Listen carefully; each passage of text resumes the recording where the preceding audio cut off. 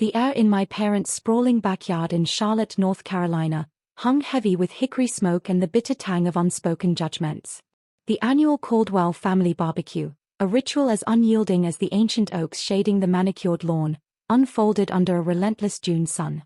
At 34, I, Elise Caldwell, lingered on the edges of the gathering, my fingers wrapped around a glass of lukewarm iced tea, the condensation slick against my palm. My sundress, a faded thrift store find, clung to my skin in the humid heat, a deliberate choice to blend into the role my family had cast me in, the aimless daughter, forever adrift. My mother, Margaret Caldwell, stood near the rose garden, her wine glass tilting as she leaned toward Aunt Lillian, her voice a blade slicing through the chatter. Elise is still searching, you know. At her age, it's just so hard to watch. Her words stung like a wasp, precise and venomous, though her eyes never met mine. My sister, Victoria, 2 years my junior, perched on a wicker chair, her manicured nails glinting like polished rubies in the sunlight. Her pitying smile, sharp and insincere, curled her lips. I've got an interview with Pinnacle Analytics tomorrow, she announced, her voice carrying across the lawn, commanding every relative's attention. They are the top data firm in the Southeast. They are practically begging for someone with my credentials. Her gaze flicked to me, expectant, probing for a crack in my composure. I offered a tight-lipped smile, savoring a secret that burned brighter than the coals in my father's grill. Tomorrow, Victoria would walk into that interview and discover I was the founder and CEO of Pinnacle Analytics. Before I unravel that moment, let me know where you're reading from. Drop your thoughts in the comments, hit that like button, and stick around to see how my family's narrative of my failure shattered into 1,000 glittering pieces. Growing up as the other Caldwell daughter in our affluent Charlotte suburb was like navigating a minefield of expectations, each step a potential miscalculation. My parents, Margaret and Henry Caldwell, were the epitome of Southern propriety, their lives a carefully curated display of success. Margaret, a Vanderbilt-educated art historian, had transformed her passion into a thriving gallery in Dilworth, her exhibitions drawing Charlotte's elite. Henry, a Duke alumnus with a mind for numbers, had built a real estate empire, his developments reshaping the city's skyline. Their worldview was a polished checklist, etched into the fabric of our family: an Ivy League degree, a prestigious career, a strategic marriage, perfect children, and a retirement filled with charity galas and golf at Quail Hollow. Victoria was their masterpiece, a living testament to their ideals. Valedictorian of her private high school, Stanford MBA, and now a rising star at a top consulting firm, her accolades adorned the family den in gilded frames, a shrine to parental pride. Her every milestone, honor societies, promotions, her engagement to a hedge fund manager named Preston, was celebrated with the fervor of a royal coronation. I, on the other hand, was the enigma they couldn't decipher, the daughter who refused to fit their mold. As a child, I was restless, my mind buzzing with ideas that didn't align with their vision. At 8, I sold hand-painted bookmarks at the local farmer's market, pocketing enough to buy my first sketchbook. By 15, I'd coded a budgeting app for my classmates, earning their allowance money and my parents' bemusement.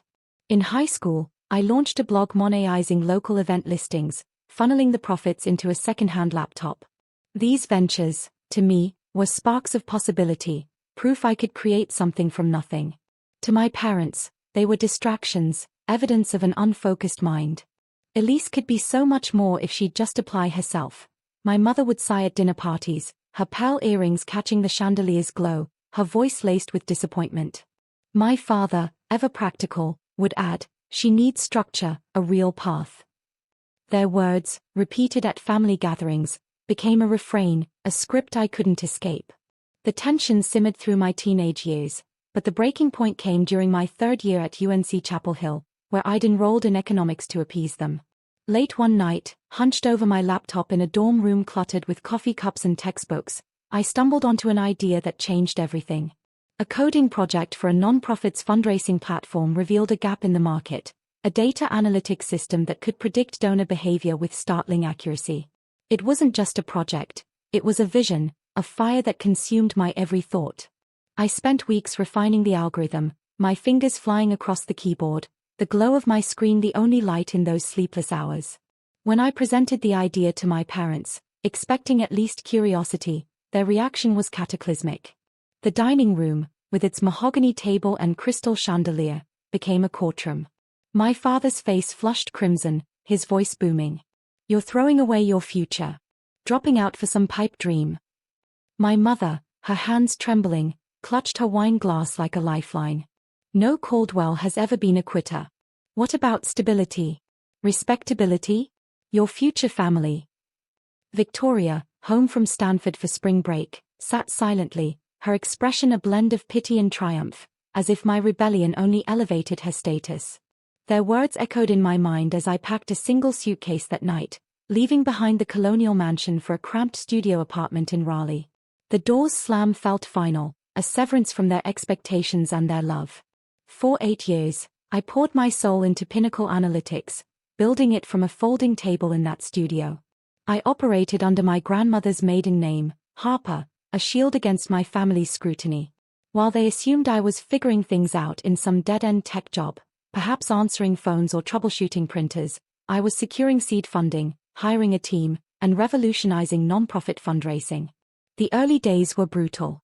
Investors dismissed me, one Silicon Valley type sneering, "Ambitious, but you need a Stanford grad to make this work." Rejection became my fuel, as did nights of instant noodles and code, my vision blurring from exhaustion. A breakthrough came at a tech meetup in Durham, where I demoed my prototype to Clara Bennett, a retired data scientist with a keen eye for potential. Unlike the others, she asked probing questions about my algorithm's logic, not my resume. "This could change the game," she said, handing me her card. Her $200,000 investment and mentorship transformed my dream into reality. Within a year, I'd leased a small office in Durham, hired 3 developers, and landed our first client, a national charity stunned by our system's ability to triple their fundraising efficiency. By year 3, Pinnacle had 50 employees and a growing client list. By year 5, we had 150, with offices in Atlanta and Miami, serving half the Fortune 500's nonprofit arms. Our acquisition of DataVantage, a smaller competitor, boosted our tech and market share, cementing our reputation. Industry awards piled up, Forbes 30 Under 30, Incus Rising Star, but I kept my identity as Elise Harper separate from Elise Caldwell. My family remained oblivious, their holiday cards and occasional social media glimpses revealing their pride in Victoria's milestones, her engagement, her promotion, her sleek condo in uptown Charlotte. I chose distance over disclosure, not from shame but from a fierce need to prove I could succeed without their applause. Their narrative of my failure became a comfortable fiction, one I let persist until it served my purpose. The Caldwell BBQ, held every 4th of July weekend, was a stage for their values, a performance of perfection. This year, my first attendance in nearly a year, was prompted by a cryptic text from Victoria, "Big career news to share. You should come." Curiosity, not nostalgia, drew me back. I arrived late, parking my beat-up Honda a block away instead of the Mercedes I actually owned, a deliberate prop to blend into their expectations. The backyard buzzed with relatives, cousins, aunts, uncles, clutching cocktails and gossip, their laughter mingling with the hum of cicadas. Aunt Lillian spotted me first, her drawl syrupy with concern. "Elise, darling, it's so good to see you. Are you holding up okay?" Her eyes scanned my thrift store dress, another calculated choice. I nodded, deflecting, as my father manned the grill with surgical precision, lecturing Uncle George about temperatures. 225 degrees, no more, no less, he declared, his engineer's mind treating barbecuing like a blueprint. His glance at me was fleeting, a nod that felt more like an obligation than a greeting. My mother, in a linen dress and oversized hat, emerged from the house with a tray of pimento cheese sandwiches, her hostess smile as practiced as her gallery openings. "Elise, I wasn't sure you'd come," she said, her tone implying I'd already failed by existing. Before I could respond, Uncle George, 3 bourbons deep, clapped me on the shoulder. "So, kid, still chasing those tech dreams?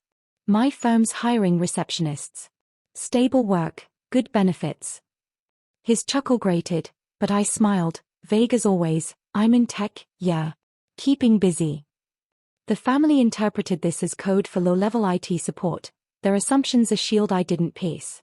Cousin Sarah, her toddler tugging at her skirt, suggested community college. Aunt Lillian proposed retail management. I sipped my tea, mentally reviewing Pinnacle's latest quarterly report, my silence a fortress. The mood shifted when my mother tapped her wine glass, gathering everyone around the teak dining table under a canopy of string lights. Victoria has exciting news, she beamed, her pride a tangible force. Victoria stood, radiant in a designer jumpsuit, her presence commanding like a spotlight. I've secured an interview with Pinnacle Analytics tomorrow, she announced, pausing for effect. It's a senior strategist role. They're transforming how nonprofits operate, and my contact says I'm a top candidate. Gasps and murmurs rippled through the crowd. My father, ever the numbers man, chimed in. Pinnacle's valuation grew 75% last year. They only take the best. My mother's eyes slid to me, her voice sharp. Elise, at 34, you should be aiming for something like that. Victoria's found her calling. The table went quiet, relatives avoiding my gaze. Victoria's diplomatic Elise is doing her own thing dripped with condescension, opening the floodgates for more unsolicited advice. I let their words wash over me, my mind already on tomorrow, when their fiction would meet my reality. My journey to Pinnacle began in that Raleigh studio, where a folding table and a flickering light bulb were my only companions. The first year was a gauntlet of doubt and deprivation. Investors saw a 20-something dropout, not a visionary. One venture capitalist, his Rolex glinting, cut me off mid-pitch. You need credentials, not just passion. I learned to sharpen my pitch, to anticipate their biases. Late nights blurred into mornings, my diet a rotation of instant noodles and black coffee. The breakthrough with Clara Bennett was a lifeline. Her investment let me hire my first employees, 2 coders fresh out of NC State, their enthusiasm matching my own. Our first client, a children's charity, called our system magic, their donations soaring. Each milestone, our first $1 million in revenue, our first office, our first major award, was a brick in the foundation of Pinnacle, built without my family's knowledge or approval. By year 5, Pinnacle was a force, with 150 employees and a client list that included global NGOs.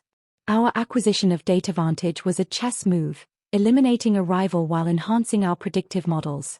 The deal made headlines, but I stayed in the shadows, using Elise Harper to keep my family at bay.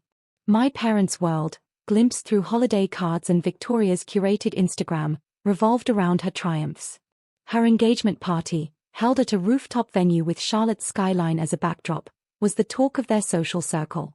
I didn't attend, citing work, but sent a generic card. Their pride in her was a constant, their worry about me a footnote.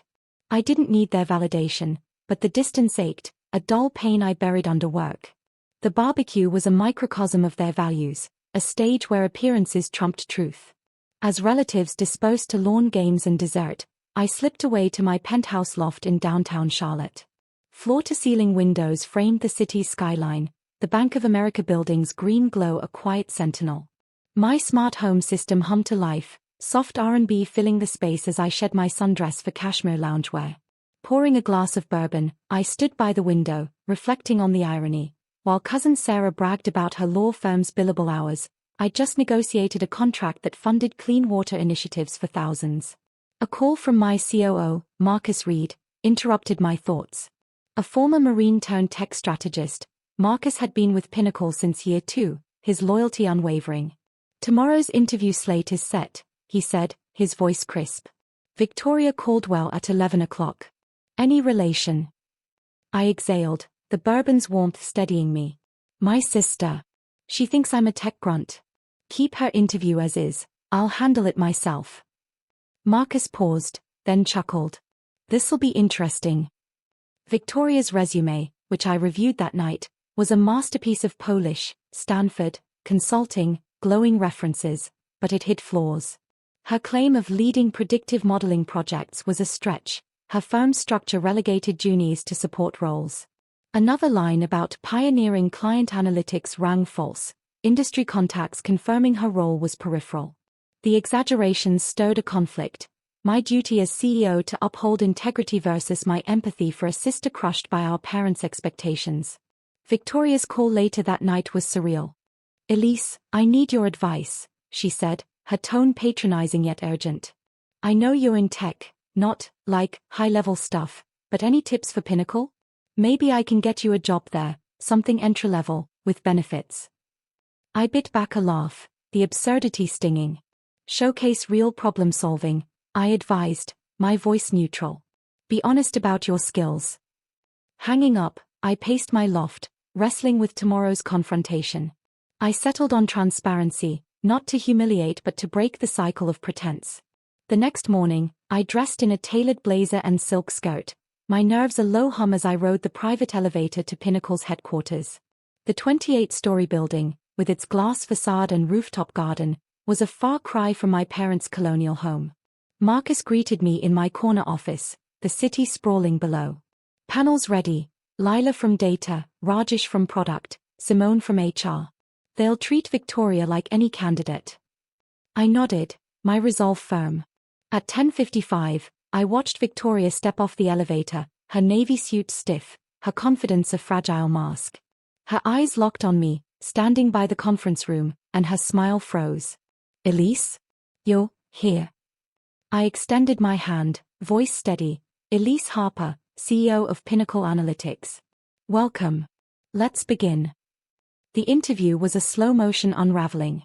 Lila's questions about predictive algorithms tripped Victoria, her responses vague and rehearsed.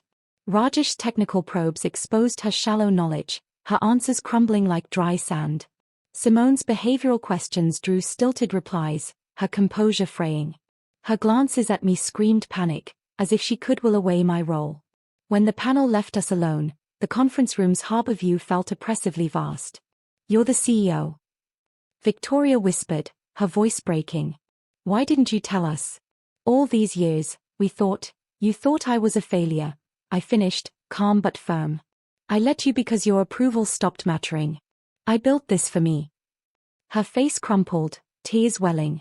I lied on my resume because I'm drowning at work. Mom and Dad's expectations, they never stop. I just wanted to make them proud. Her vulnerability hit me like a tidal wave. The sister I'd envied and resented was as trapped as I'd once felt. I had no idea, I admitted, my voice softening. You always seemed perfect. She laughed, bitter and raw. Perfect? I'm miserable. I followed their rules, and I'm empty. You broke free and built this. Our laughter, jagged but real, cracked decades of distance. I didn't hire her, her skills weren't a fit, but I promised to help her find a path that was. You don't need to be them, I said, meeting her eyes. You can be you.